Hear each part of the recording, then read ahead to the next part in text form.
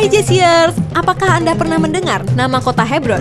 Nah, Anda sedang berada di channel yang tepat untuk mengetahui fakta-fakta unik yang ada di Alkitab tentang kota Hebron.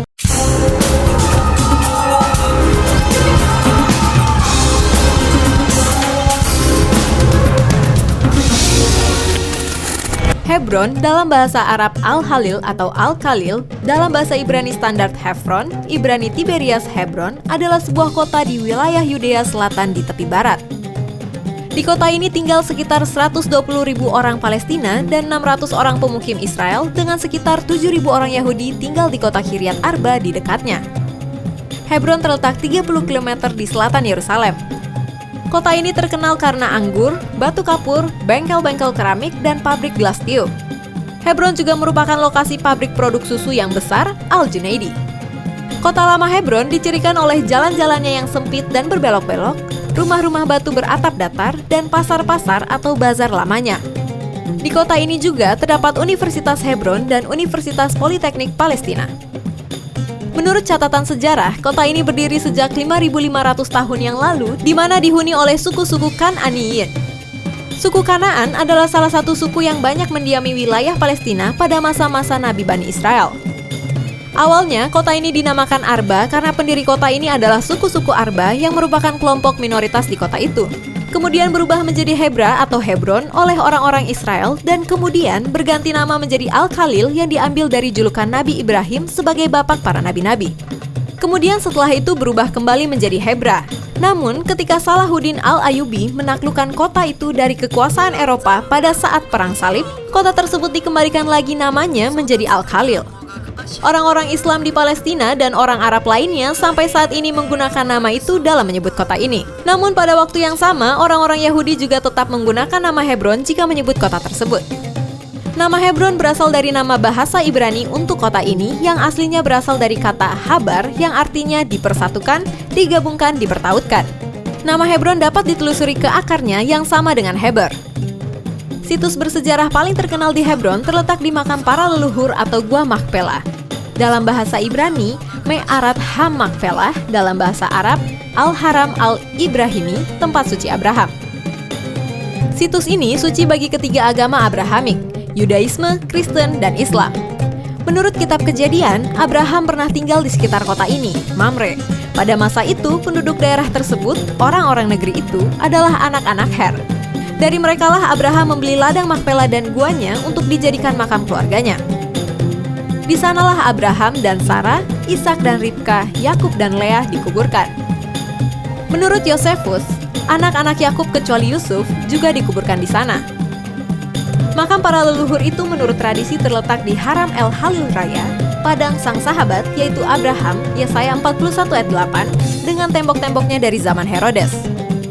Karena alasan ini, orang Yahudi juga menyebut kota ini kota para leluhur dan merupakan salah satu dari 4 kota paling suci dalam Yudaisme, bersama-sama dengan Yerusalem, Tiberias, dan Tizfa. Gua itu sendiri adalah tempat tersuci kedua dalam Yudaisme.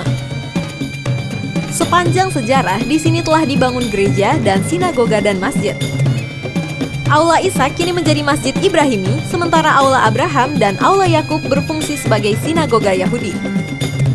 Kota di sebelah barat daya Yerusalem, di daerah pegunungan direbut oleh Kaleb dalam Yosua 14 ayat 12 dan seterusnya, dan tempat Daud naik tahta dalam 2 Samuel 2 ayat 4. Di sana ia memerintah selama 7,5 tahun hingga ia mengambil alih Yerusalem. Pada masa pengembaraan Israel di padang gurun, 12 pengintai diutus untuk meneliti tanah Kanaan dan yang mereka selidiki adalah daerah Hebron.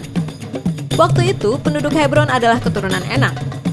Sesudah Israel memasuki tanah Kanaan, Hoham Raja Hebron bergabung dengan koalisi anti-Gibeon yang dipimpin oleh Adoni-Zedek, Raja Yerusalem yang dibunuh oleh Yosua.